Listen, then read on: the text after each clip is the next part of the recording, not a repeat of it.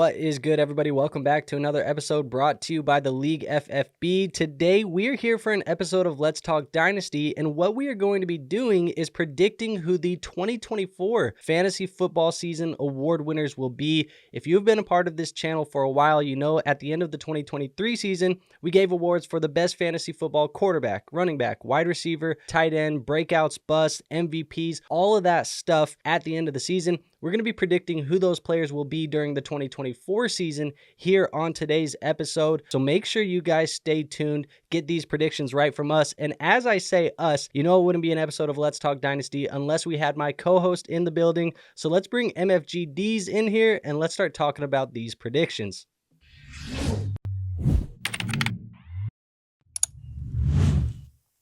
War, how we doing today, man? Good, man. We ready to rock and roll. Another award show yet again. Ready to get started, man. Let's see if we could shock the system of the fantasy football community. Hell yeah. So we're going to, as I said, just talk about, who we think will be the award winners at the end of this year. Full disclosure for anybody who is watching this, we are recording this a couple days before you are seeing it. We are recording this on Friday, so we have seen one Thursday night football game. We have only seen one game of the NFL season so far. It was a good game. A very good game, but we've only seen one. So we haven't seen anything that happened in week one. So basically we are doing this before the season starts. That being said though, obviously keep in mind, we've seen Thursday night football, but I don't want to harp on that too long. Let's talk a little bit about one of these first awards, and we'll just go through the positions first because I feel like that's the easiest to do. Last year for the quarterback of the year, we had a couple nominees. The nominees that we had were Josh Allen, Jalen Hurts, Dak Prescott, and Lamar Jackson as the top quarterbacks in fantasy football last year. And the winner of the award was actually voted by, keep in mind, these are not our selections for the winner. We voted, or we put the vote up in the Discord. So our audience, our Discord members, they voted on the winners, and they voted Dak Prescott as the quarterback of the year for the League FFB award. Now, looking at 2024, there's a couple people I think that come to mind, but I want you to give us your person that you think is going to win this award here first. So who do you think is going to win this award? Quarterback of the year, QB. Who is going to be the quarterback of the year? The quarterback of the year, in my somewhat professional opinion, is going to be Mr. CJ Stroud. Why did I pick CJ Stroud? Well, because when I look at the other guys in the top five, I have reason to believe that there could be some potential pitfalls. God forbid anyone ever says anything negative about anything Patrick Mahomes is doing. And we're coming off of seeing one football game so far, so don't call me a prisoner at the moment. But I just look at last season. Patrick Mahomes didn't have the most stellar fantasy football season. Like, I don't know, it might shock some of you guys, but his season wasn't like the most pristine season that we've seen since Patrick Mahomes has been there. Then we have Josh Allen. How's he going to respond? Because there is no doubt that his receiving core is a little bit weaker than in years past. How is that going to translate? We have Joe Burrow, the walking injury himself at this point. No, it's a little bit harsh. I'm not going to say he's a walking injury, but he did screw me over last season. So until further notice, he's a walking injury. The Bengals have issues with both T. Higgins and Jahmyr Chase right now. Jahmyr Chase or T. Higgins aren't going to be 100% going into week one. I don't even think T. Higgins is going to play in week one. And I mean, I just feel like that's just going to be an ongoing theme for this season. How are the pieces going to continue to work with Joe Burrow as they come back from injury, contract disputes, things of that nature? And then we have Lamar Jackson, who I just simply believe that CJ Stroud is a better passer than him. So when I look at those other guys in the top five with CJ Stroud, I just believe that CJ Stroud with the new weapons, Stephon Diggs, Joe Mixon in the backfield, I feel like he has everything he needs to build the season to be the best quarterback in fantasy football. Fair enough. I mean, you look at last season as a rookie, 18.7 fantasy points per game. That was 7th best in the NFL. You've talked about the added weapons,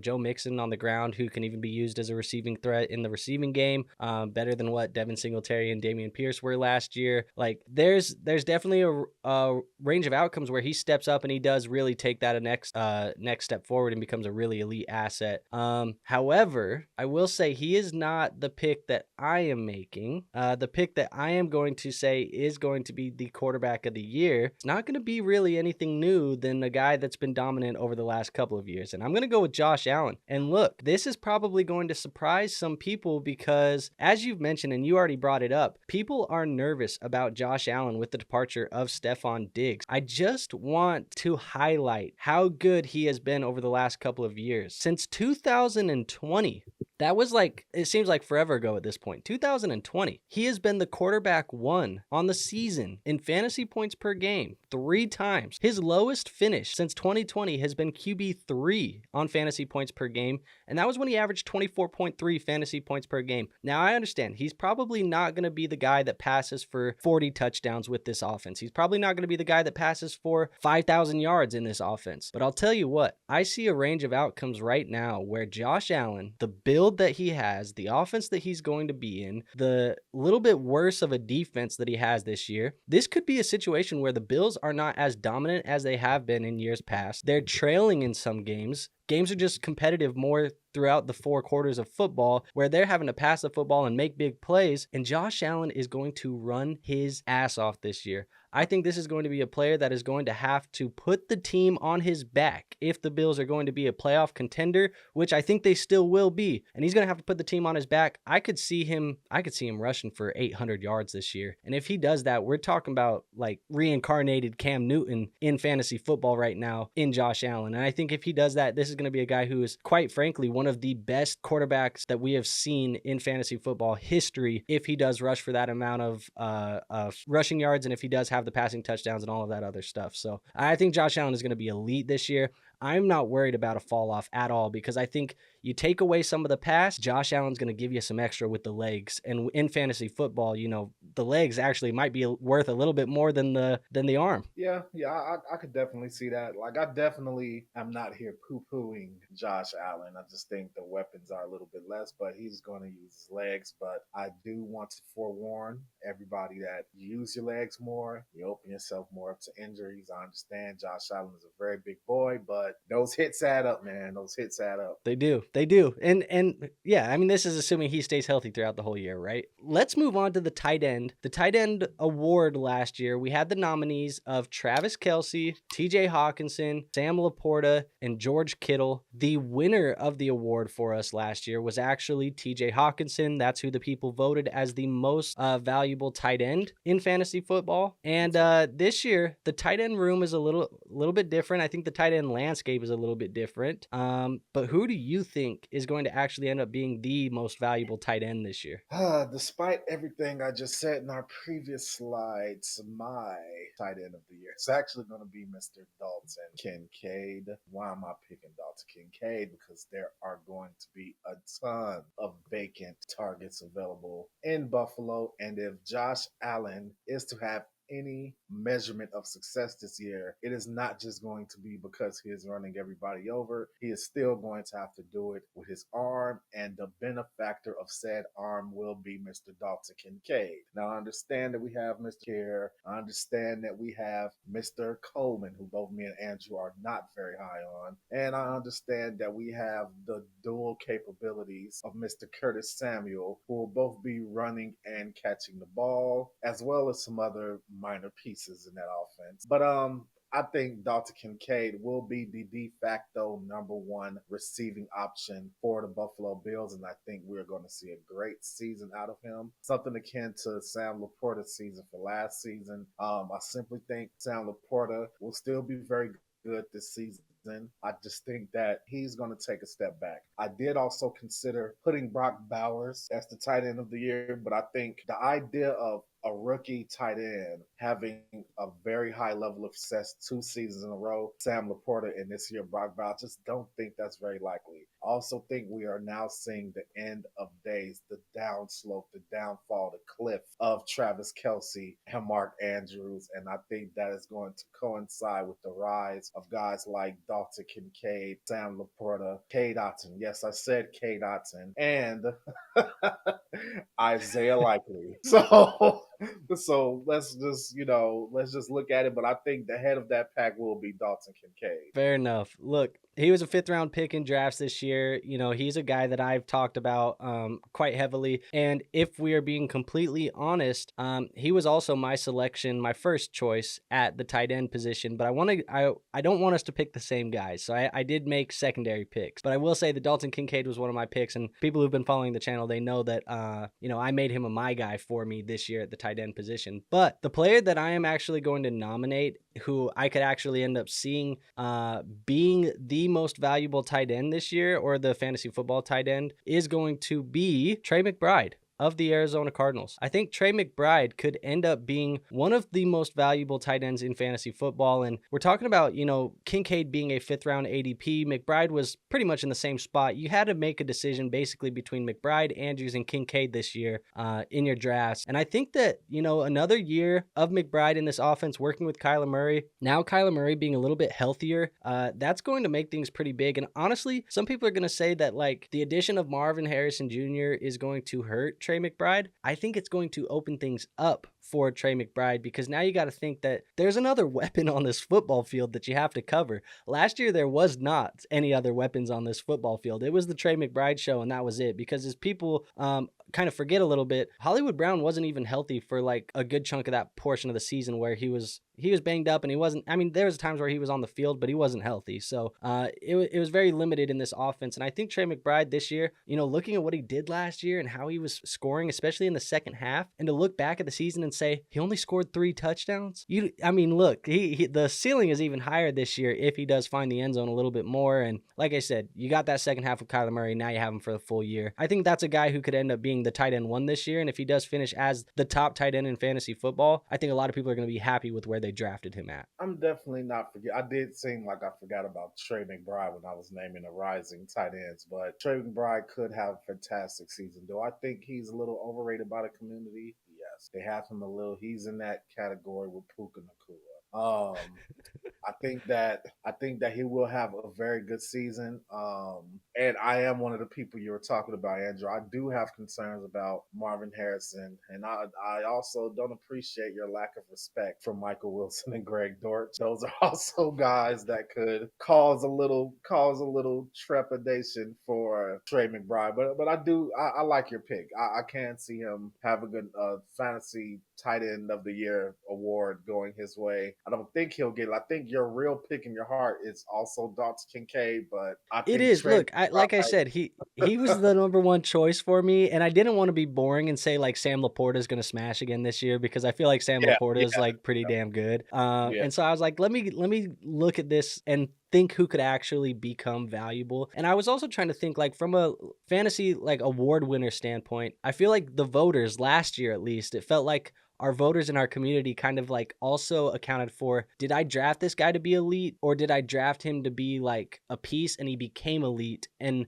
it feels like, you know, Dak was not drafted to be elite, but he won the award. I think Josh Allen had a better fantasy football season than Dak Prescott, but people drafted Josh Allen to be elite. They didn't draft Dak to be elite, and then he won the award. So I'm trying to galaxy brain this and kind of think about how the voters are going to think about it too. So hey, Trey McBride, he's my pick, man. Okay, yeah, nothing wrong with that pick at all. Nothing wrong with it at all. Fair enough. All right, let's go to the wide receiver. Actually, you know what? We're not going to go to the wide receiver yet. We'll go to the running back, because the running back was a runaway award last year, and not just because he was a running back. We all know who it was. The nominees, they were Christian McCaffrey, Raheem Mostert, Travis Etienne, Alvin Kamara. The other names are fun and all, but Christian McCaffrey won the award. He was the only person in our entire award voting last year that had unanimous. There wasn't one single vote. Keep in mind, our Discord has over 200 something people in it. There wasn't one single vote for anybody not named Christian McCaffrey. Everybody felt like Christian McCaffrey was the running back of the year. So he won the award. But it is no longer 2023. It is 2024. Christian McCaffrey is dealing with a calf injury, and I'm wondering if that is going to sway you at all in your selection, because looking into the future, who does the crystal ball have as the award winner in 2024 for WAR?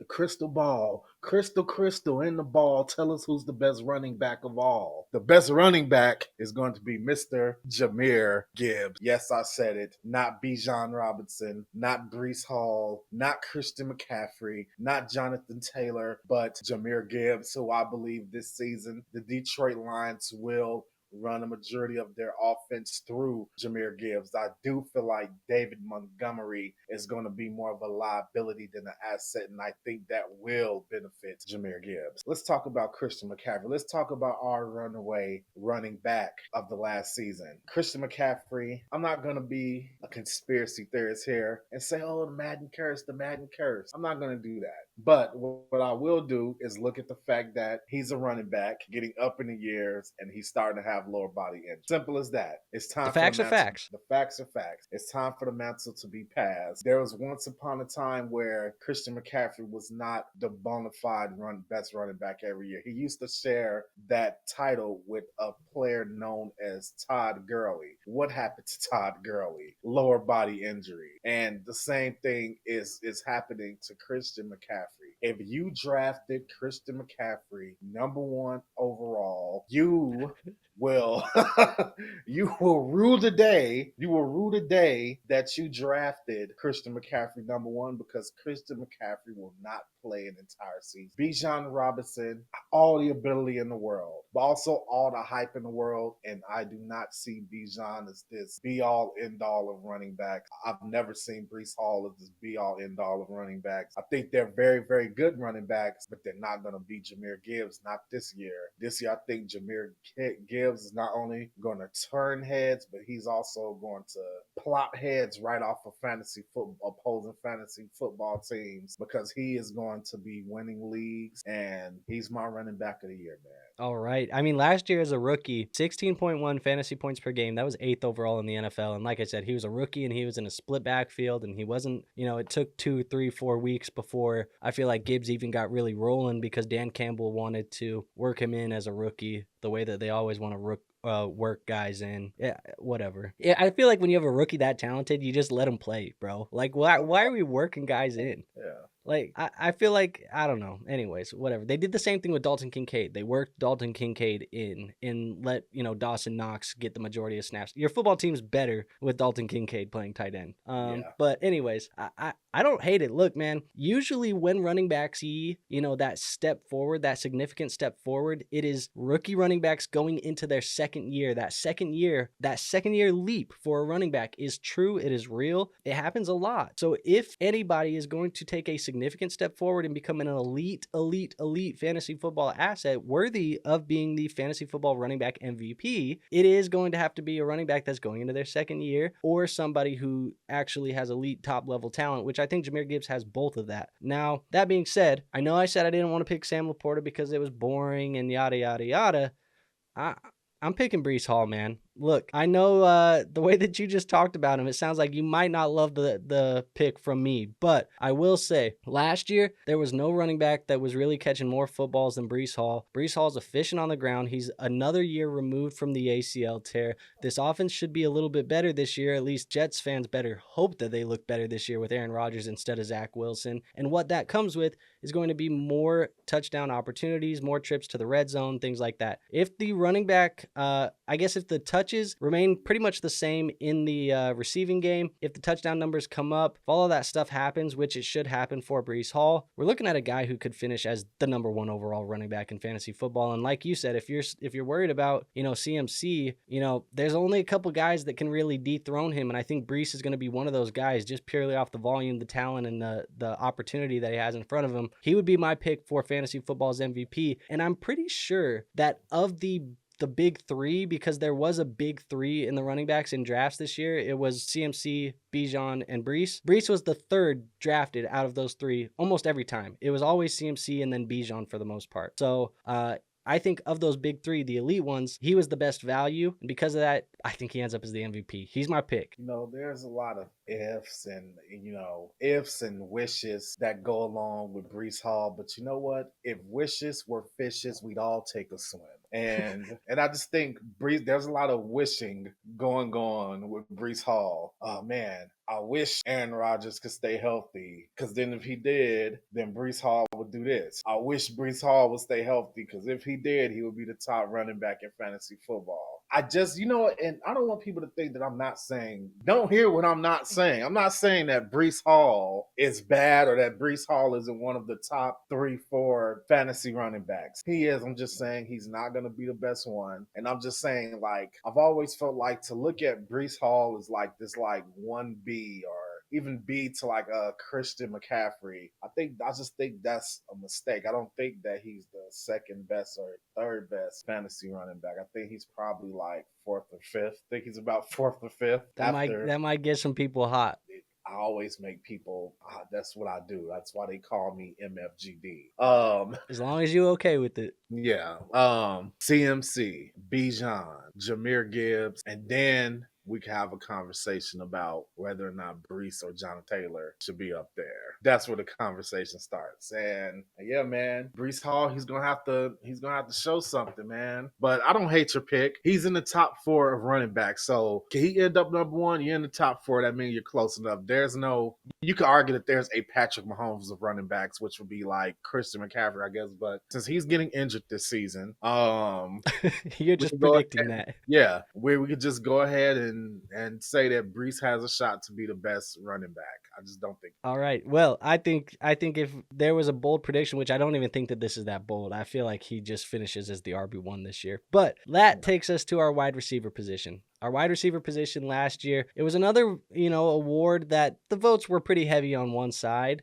There was another guy who kind of had, some buzz towards the end of the year that I think got some people hot and bothered. But the 2023 nominees were Tyreek Hill, CeeDee Lamb, Keenan Allen, and A.J. Brown. Those were the nominees for our award. Now, the winner was Tyreek Hill. Tyreek Hill was chasing 2,000 yards. He had an incredible season last year. I said people got hot and bothered. CeeDee Lamb had an incredible second half of the season as well, but that first half of the season, I think, is what kept him from winning the award because Tyreek was productive from week 1 to week 17. Now, that being said, like I said, we have the crystal ball. We're looking into 2024, and you think the award winner is going to be? I think the award winner is going to be the guy that you just said dominated in the second half season last season, Mr. CeeDee Lamb. And it's really a no-brainer. It's as easy as pie. Why is CeeDee Lamb going to be the wide receiver of the year? Maybe because who the hell else are they going to pass the ball to? Jake Ferguson? That's what we're talking about here? Jake Ferguson? What are they going to do? Pass it in the backfield? Rico Dowdle? Zeke? Freaking Dalvin Cook, Brandon Cooks. Come on now. Look at these arbitrary weapons that are surrounding Dak Prescott. CeeDee is the only viable option. CeeDee is going to, I can make the argument that in your redraft, we don't talk about redraft too often because this is Let's Talk Dynasty. But I can make the argument that if CeeDee Lamb went 101 in redraft, I wouldn't scoff at it. Because he's going to be an absolute target monster this season. He's going to be an absolute target monster this season. And I don't think it's even going to be close.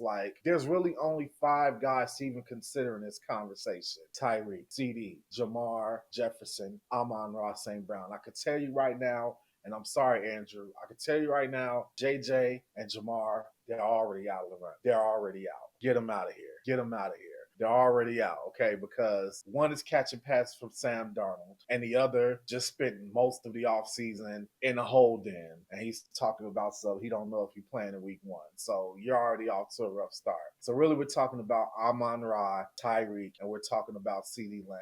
Tyreek is always a threat. Tyreek's going to be a threat every season to win this award until he starts to slow down, and I don't see him slowing down this season. If there's any threat to wide receiver of the year, it's going to be Tyreek repeating as wide receiver of the year. And that's not to throw shade at Amon-Ra. I just think that as far as targets, Amon-Ra is going to have to compete with the running back of the year, a potential tight end of the year. And that's just that. So we got Tyreek. He's going to be competing with Jalen Waddle, which he's already proven that Waddle doesn't even matter. His presence doesn't even matter in the room. So, I mean, really, it's CeeDee versus Tyreek, and I'm leaning CeeDee because who else is going to catch the ball for that team? Yeah, I mean, look, just like the Dalton Kincaid pick, I immediately went to CeeDee Lamb as my choice. I felt like CeeDee was going to be the clear cut. It's obvious, right? Like you look at what happened down the back half of the season, nothing's changed. It should be the same thing, going into this year. And your hope is that since it worked down the second half of the season, they do it for an entire 17 game season now this time. Now, if he does that, obviously he's going to be very dominant. I think he was the obvious choice. He just got new money. He's going to play well. CeeDee's going to be pretty damn good. Now, for the sake of the episode, picking a second name just to nominate somebody, I'm actually kind of glad that you said what you said because I kind of feel somewhat similar. Now, would I be surprised if Justin Jefferson, even with Sam Darnold, goes out and gives us 1,500 yards and goes nuts? No, I'm not going to be surprised at all. However, my selection for the award is actually going to be this guy, Amon-Ra St. Brown for the Detroit Lions. And I just want to bring up the fact that over the course of their career so far, I get it. Ja'Marr Chase, he won the Rookie of the Year when he was a rookie. But over the course of their career, did you know that Amon-Ra St. Brown has actually outproduced Ja'Marr Chase since coming into the NFL? I wouldn't be surprised, no. He has outproduced Ja'Marr Chase since coming to the NFL. And looking at last year, 10 touchdowns, 1,500 yards, 20.7 fantasy points per game. It was fourth overall. And now let me add into the equation. Ben Johnson comes back this offseason, offensive coordinator for them, which was incredible for Amon-Ra. A little bit of narrative for you in this aspect, but if you watched receiver, Amon-Ra St. Brown, he's petty, man. He is a petty mother effer. And he was upset that they voted, I think it was A.J. Brown to the Pro Bowl instead of Amon-Ra. He was upset. And he said that there wasn't a wide receiver in football better than him last year. And he said that he's going to prove people wrong this year. And he has this little notebook that he writes all his goals on and he crosses them all off. One of the goals on his notebook that he has for 2024 is 2,000 yards. He wants 2,000 yards. He wants that 2K. Now,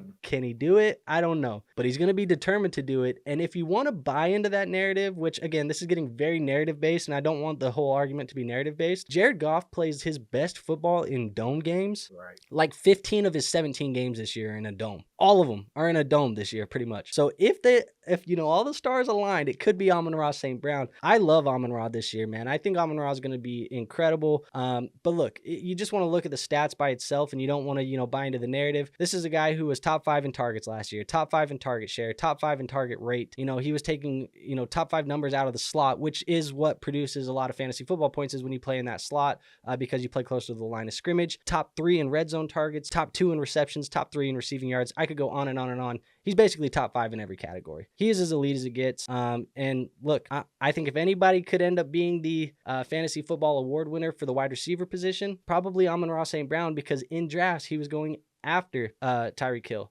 after Ja'Marr Chase, after CeeDee Lamb, after Justin Jefferson. Some people were getting Amon-Ra in the second round, and getting that guy, I think that's going to feel pretty good on your fantasy football rosters. Yeah, Amon-Ra would have been my second choice. Either Amon-Ra or Tyreek. Amon-Ra, I didn't want to pick Amon-Ra because I felt so strongly about my Jahmyr Gibbs taking. I think a part of what will make him the best running back in football this season will be his receptions. Fair. And I also think Sam Laporte is also going to get his share. And CeeDee Lamb just isn't facing that same type of competition. But I do think Amon-Ra is going to have a great season. Yeah, he should be dominant. But look, now that we've gotten out of the positions, we got a little bit of the fun ones. It's not as clear cut and dry. But let's take it to a negative award, because this award isn't fun to win. I mentioned on our award show last year, it's not one that you're going to take home and put on the shelf, but it is fantasy football's biggest bust of the year. Now, I put in all bold red font that the award winner last year,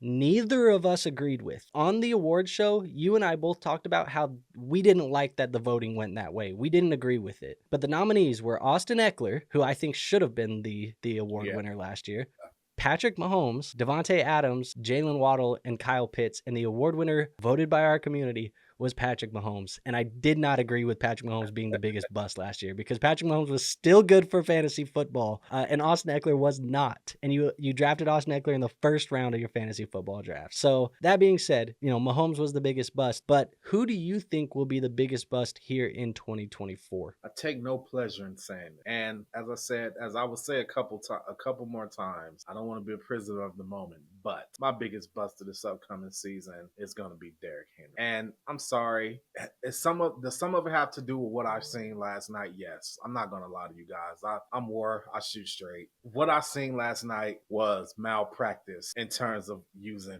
Derrick Henry. The Ravens opening drive, he went right down the field and scored. And then I remembered something, Andrew. I remember something very vital, something that you may have mentioned, but I remembered it. I said, wait a minute. That game reminded me of the fact that, one, Derrick Henry does not catch passes out of the backfield, At and all. that a big part of the Ravens offense is throwing those sideline to sideline passes and check downs in the backfield. The fact that Justice Hill, and I didn't look at the snap percentage, I'm pretty damn sure Justice Hill outsnapped Derrick Henry last night. Justice Hill, a guy who has spent time as sometimes the third or fourth running back on the Baltimore Ravens for the last I don't know how many years. Derrick Henry stood on the sidelines frustrated because either A, Lamar was running the ball, or B, Justice Hill was catching passes in the backfield. When Keaton Mitchell returns, what do you think is going to happen? I'm sorry. Add that to the fact that the coaching staff is on record saying that they want to preserve Derrick Henry. And I think there's a lot of fantasy football people out there who are,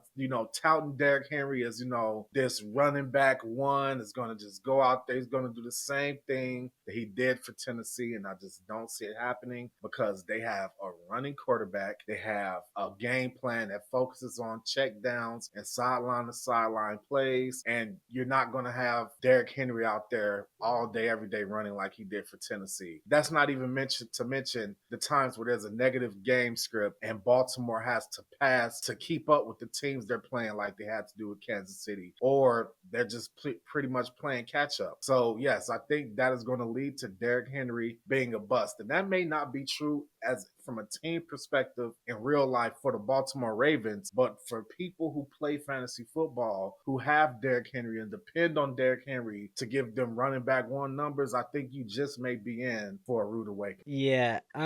Look, I don't have much to add to that, really. Now I will say, would you have still made this selection if you didn't watch that game last night, or were you that influenced by this? Because I allowed you to keep somebody on this list because of how much you talked about them before the game. I don't want you influenced by just one damn game. I wouldn't say that. It was almost like a confirmation of thought. It was a thing. I was going to come to a determination about Derrick Henry based on how I seen his usage go. They could have been playing anybody at any time, but I needed to see how they were going to do it because I had questions in the back of my mind. Because as you know, full disclosure, in one of our leagues, I had Derrick Henry, and part of the reason I traded him is because of his age. But the other part of the reason I traded him is because I just started to think about how he would be used. Like he can't catch passes. He has to compete with Lamar. Like it's the same thing. And I hate to tell you guys this too. I think you're gonna run into something similar with the Eagles with Jalen Hurts and Saquon Barkley. Like you got these guys who are gonna be on the goal line. They're gonna take it themselves. They're gonna be a big part of the running game. And I think that's gonna leave some of these people who are thinking these guys are running back ones, they're going to end up with some running back twos and be really unhappy about it.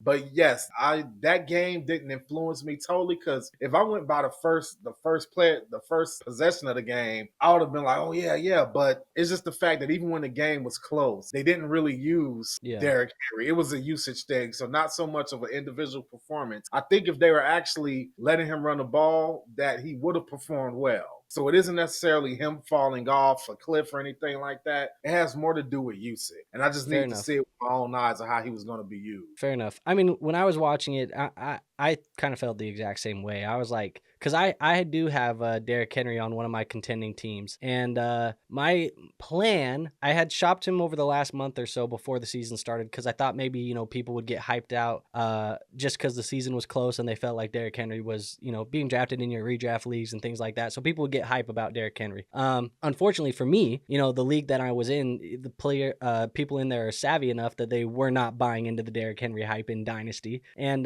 my thought was like, okay, well, maybe I'll just hold Henry then, because I'm not going to sell him cheap. I'm a contending roster. He's still valuable to my team there. And And I was like, let's just see, how the first couple of weeks go. If he starts out hot, maybe I can try and sell him again and get some people bought on the idea that Derrick Henry's going to score a ton of touchdowns, which I still think he can score a ton of touchdowns. He had one last night. He's going to continue to have a lot more. But I think you're going to see games where, unfortunately, he looks 30. He looks like a plotter. He looks slow. He looks like he's running in cement. He doesn't look efficient. Like, I don't want to sit here and poo-poo on Derrick Henry, but he looked like he wasn't Derrick Henry. Like, he looked like he was Gus Edwards out there in that backfield running the football. And he looks cool, because he's all big and he looks like a freaking giant compared to everybody else in the backfield. I mean, he was standing behind Lamar, and I was like, God damn, Derrick Henry is a monster. But then he would catch the football and he'd run like 2 miles an hour into the back of an offensive lineman and get tackled for like a 4-yard gain. And at the end of the day, it's like a 40-yard game for him, and he fell into the end zone once, But I agree. I think he's going to be somebody that I am going to be looking for every opportunity all year to sell and capitalize on a Derrick Henry hype piece. Because in a dynasty league, the shelf life of Derrick Henry is fading quickly by the minute, and just not somebody that I want on my roster. But I wouldn't be surprised if he's a bust. I mean, people have high hopes for him this year, so I don't know, maybe last night was a reality check. I mean, it sounds like it was a reality check for you too. But let's talk about who I think is going to be a bust, and I'm going to actually go with Davante Adams. He was on this list last year as a nominee, and then for whatever reason, people this year in draft season were like, oh, Davante Adams is going to be good again. We should draft Davante Adams. No, Davante Adams wasn't good last year. He had a good, championship game or a playoff game that you felt really good about him because he scored like 50 points in your fantasy playoffs. And then everybody was like, oh, Davante Adams is back. Oh, he got Gardner Minshew. He got an upgraded quarterback. No, I'm telling you, Gardner Minshew is not that much of an upgraded quarterback. Gardner Minshew is not going to be what you think he's going to be for this offense. It's going to still be slow. They're going to run heavy. They're going to be a bad football team that is not competitive in a lot of matchups, which I guess could be good for Davante Adams because they're going to have to pass the football. But at the end of the day, we're talking about age of Davante Adams. We've already seen a little bit of a fall off before, and now we're going into another year later. Best situation for Davante Adams in 2024 is that the Raiders are bad enough and he's not getting enough targets that he gets traded to go play with Aaron Rodgers and gets to play with a contender or something, and they start feeding him the football in competitive games. That's the best situation, but people were still drafting Davante Adams this year as a top 10 wide receiver, top 12 wide receiver, and he didn't finish as even a top 24 wide receiver in like 80% of his games last year. That's not even like me BSing. That's like actually a legitimate stat. Like it was in a video of mine earlier this offseason. He was not a wide receiver 2 or better in like 80% of the games that he played last year. And now all of a sudden we think he's going to be good again. We're drafting as a top 10 guy. You would have been better off drafting Chris Olave. I know you feel like you don't, want to draft Chris Olave in a redraft because the Saints have Derek Carr. It's the same damn thing. And Derek Carr is actually probably better than Gardner Minshew. Sorry, not sorry.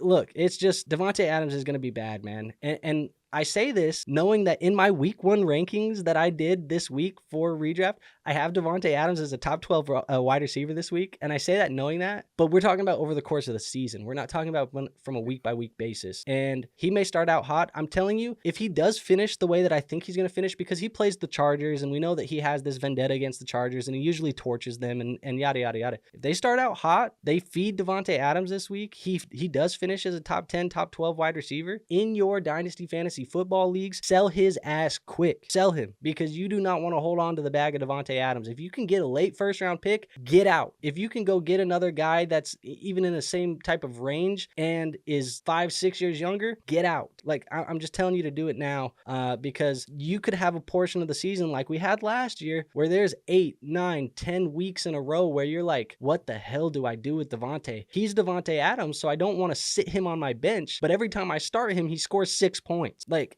that's the type of thing that we could have with Davante Adams. He's my bust this year. He was a nominee last year. He's winning the award this year. I don't have too much to add here, man. I had Davante Adams shares, and I did see the 6 points. So, I can attest to what you're saying right now. And I'll tell you what, those Davante Adams points that you got in your playoffs when it was 50 points in the playoffs, you probably were playing in the consolation bracket, weren't you? I was. Because Davante Adams didn't score for you in the regular season.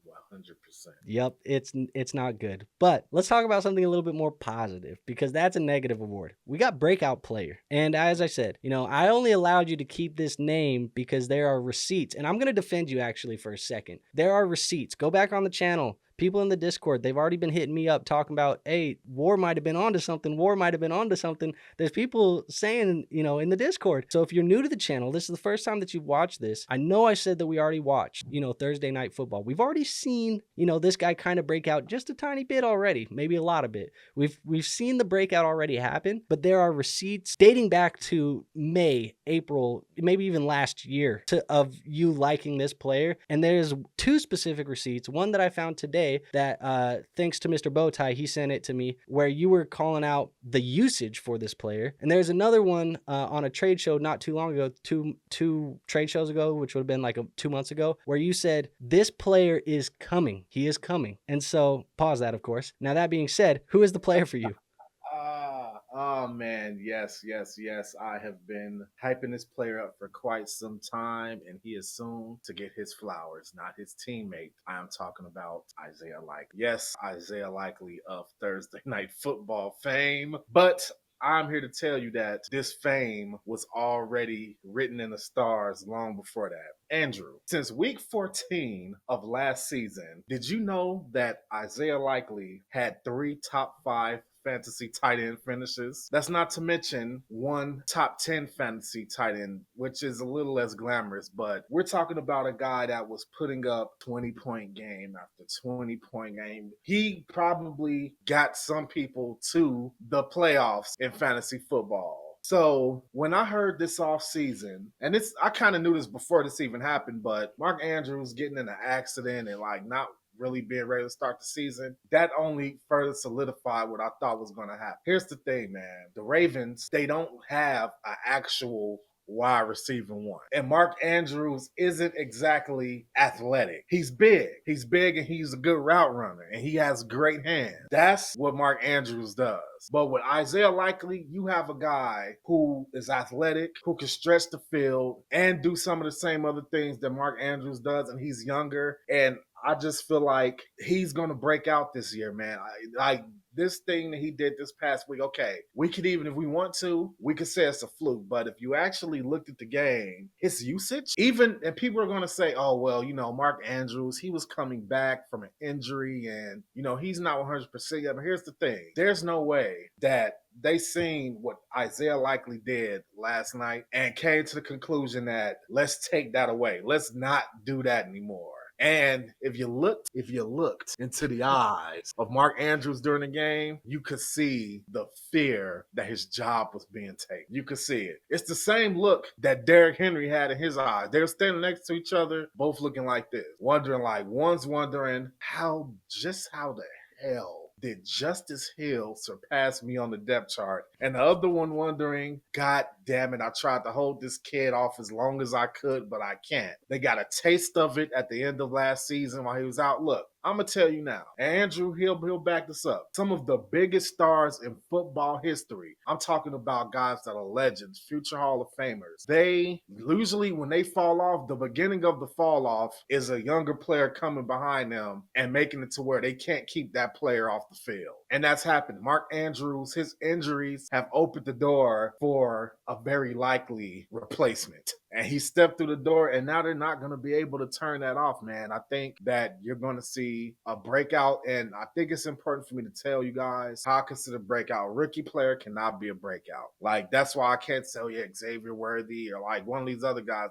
I don't say that players are going to break out. You got to be a young ascending player to break out. I don't pick guys who've been in the league for 7-8 years. So I'm not going to pick Curtis Samuel, even though I think he's going to have a really good season. I'm not going to say, okay, he's a breakout player. To me, the prerequisite for you to be a breakout player is you have to be young. You have to not have already had a pretty good season. And I have to see a upward trajectory going forward. And I think Isaiah Likely fits all those criteria. Yeah, I mean, I think that's a good criteria. I would say, if you're on a rookie contract, you're probably young enough that you fit the bill. Like you said, you probably have to take a major step forward from anything that you've done in your career so far. And that would fit Isaiah Likely if he does. Now, I will say, I want to shout out Andy Holloway of the Fantasy Footballers, because Andy Holloway put together a thread about the usage of Mark Andrews and Isaiah Likely last night. And I will say, a lot of people are panicking about Mark Andrews. I wouldn't panic on Mark Andrews, but the Isaiah Likely usage is real. Like the Isaiah Likely is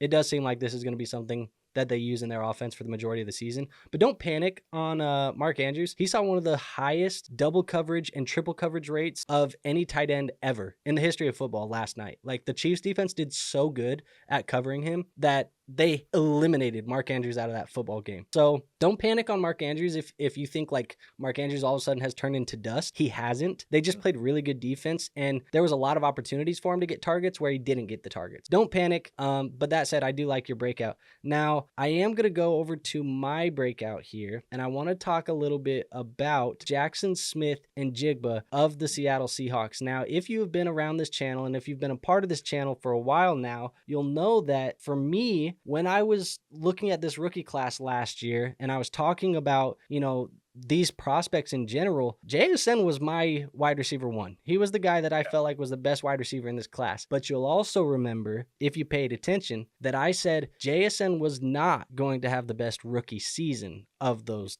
wide receivers. I said that he was a second-year play, not a first-year play. He was a second-year play. Well, guess what? We're in year 2 now, and even though we are recording this before the Week 1 games, and you guys are seeing this after the Week 1 games, as of the moment of this recording, Tyler Lockett sounds like he is banged up, and he is going to be limited in this first game. That is going to open the door for a guy like Jaxon Smith-Njigba, who is now going to be in a Ryan Grubb offense, which is not the old Pete Carroll, stinky, let's run the football 100 times type of offense. It is going to be a pass-focused offense. JSN is going to be here. I'm not going to say he's going to have a huge Week 1, but he is going to be a player where at the end of the year, we're going to look at it and be like, damn, that kid, he really, should have been drafted as that number 1 guy. Like, I understand why he was the number 1 wide receiver taken in the class. I understand why, because he breaks out in 2024. I think he fits this offense perfectly. You think about like Ryan Grubb's offense in Washington, and Rome Odunze was so good in that offense, obviously. And that kind of fits the DK Metcalf role. DK will play that X wide receiver on the outside. But what a lot of people don't understand and they don't realize, because he got hurt, was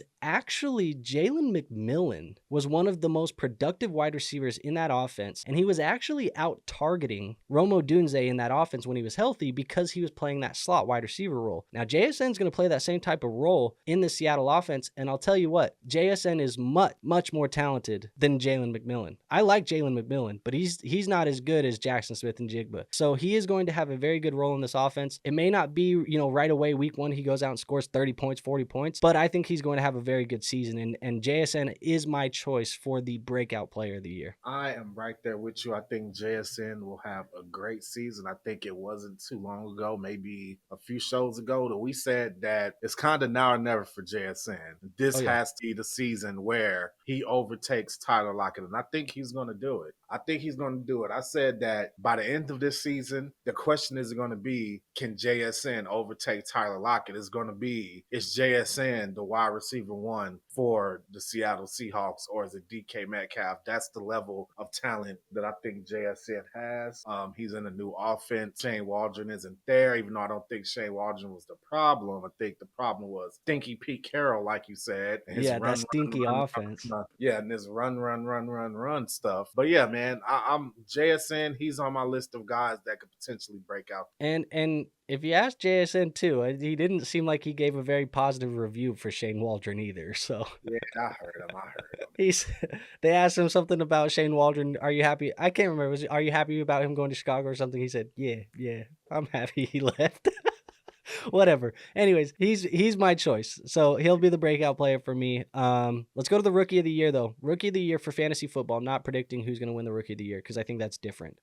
Maybe for you, not so much. But who do you think is going to be the fantasy football rookie of the year? Caleb. Simple as easy. That. Just Caleb. He's going to win. All right. He's going to win the real life rookie of the year. He's going to win the fantasy rookie of the year. Even though I would say a close second is probably going to be Marvin Harrison Jr. I don't believe there's a lot of fantasy pundits out there talking about so Jaden Daniels is going to be better than Caleb and all that crap, and how Washington has like a better set, which I just don't understand how they're coming to the conclusion that Washington has a better setup than Chicago. But I digress, because Jaden, if he runs too much, he's going to get hurt, and and if he's throwing to him. I think we're going to lead the season knowing Caleb's better than Jaden Daniels, goddammit. Marvin Harrison is the only person I'm worried about potentially winning that award. I think Marvin Harrison will be a stud like day one. The minute he walks on the field, he's going to be a stud, and he's going to be asserting himself in that same group with the Jahmyrs and with the JJ. I think he's going to put himself right up there, just like those players did, just like those players from almost day one came in and would say, hey, I'm that dude. I think Marvin Harrison is going to do the same thing, but when it comes to a wide receiver position versus a quarterback position, just like in real life, 9 times out of 10 times, the elite quarterback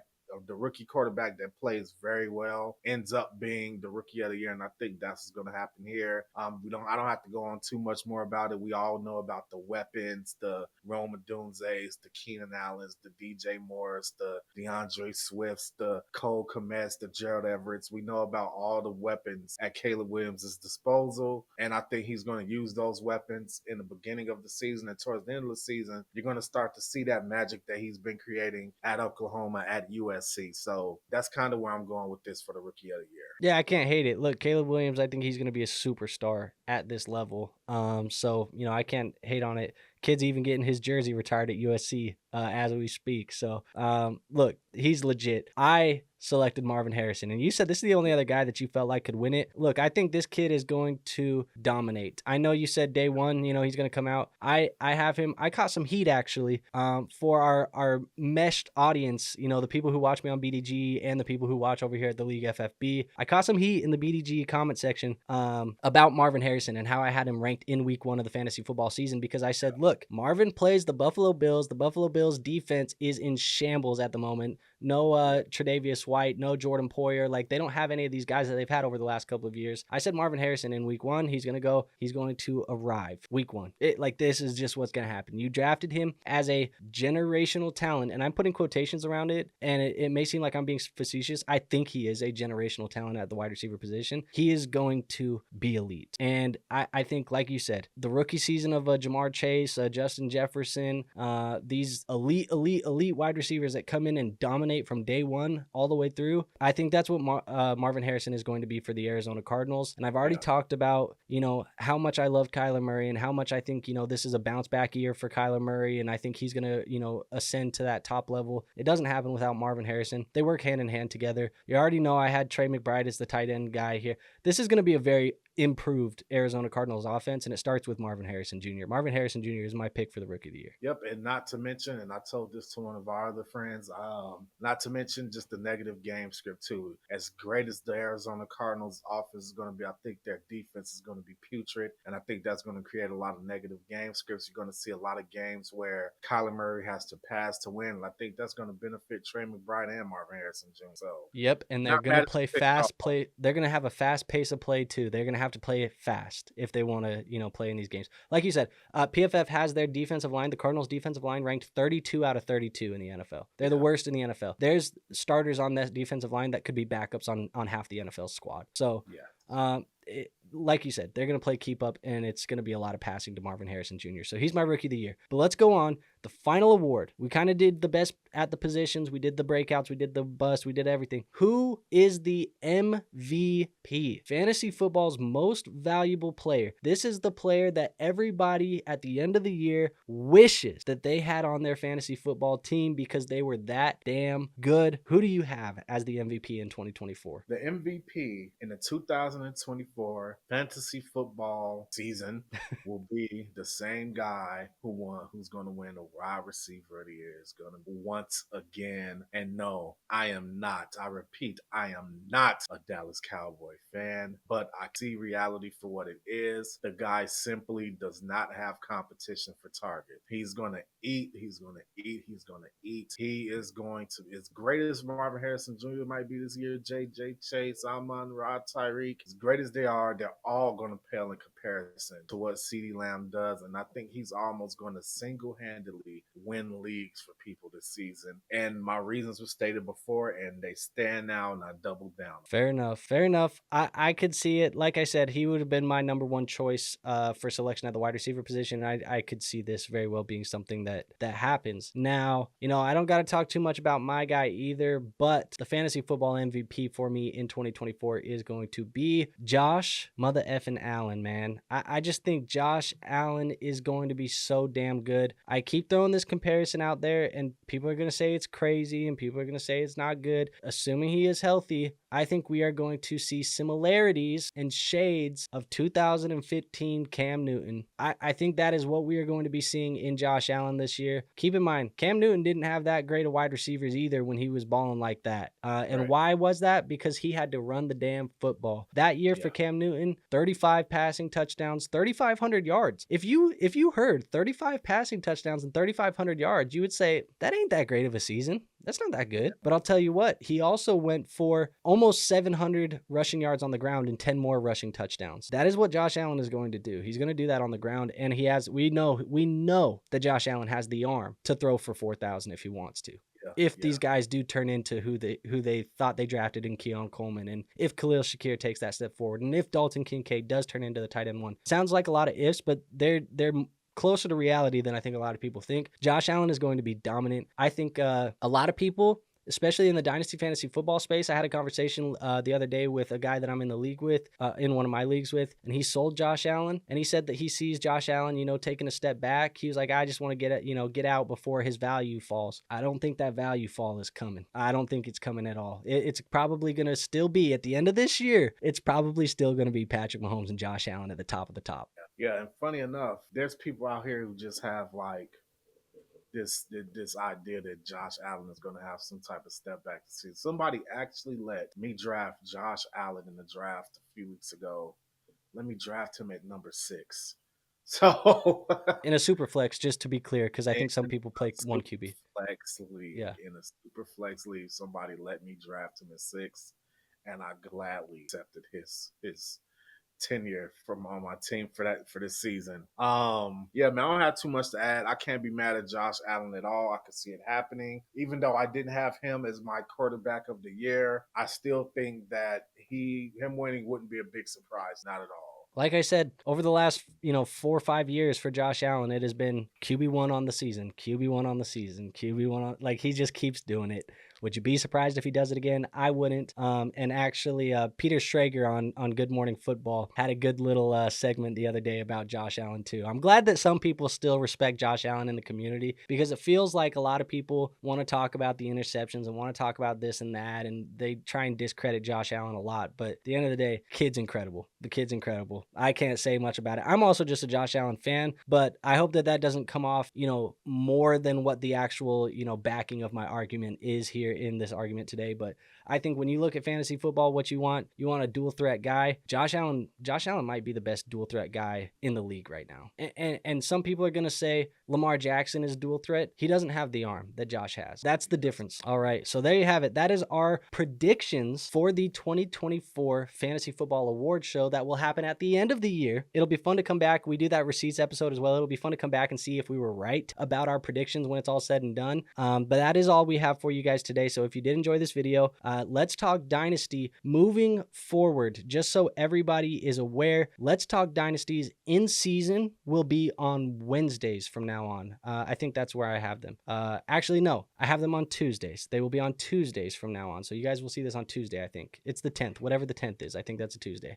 So you guys will see them on these days moving forward. Whatever today is, you'll see it on this day every week moving forward. That being said, we will likely be recording these before the games each week. So if there is like a major injury, you might have a little bit of overlap there where we don't talk about it. But the good news is we talk Dynasty Fantasy Football, which is more long-term focused and less short-term. So it's not going to be that big of a deal, I don't think. But that's just the way that the schedules work out. So, if you got a problem with it, get out of here. I don't care about it. That being said, hit the like button, hit the subscribe button, do all the good YouTube stuff. If you want to join the Discord, I do have a free Discord linked in the description, helping you guys with Dynasty teams, fantasy teams, redraft, best ball, whatever you got. I'm helping you there. And if you want to support our show, the best way to support our show is by using our code over at Underdog Fantasy. Use code LeagueFFB when you sign up, or use the link in the description or in the comment section. That's even easier than just typing in the code.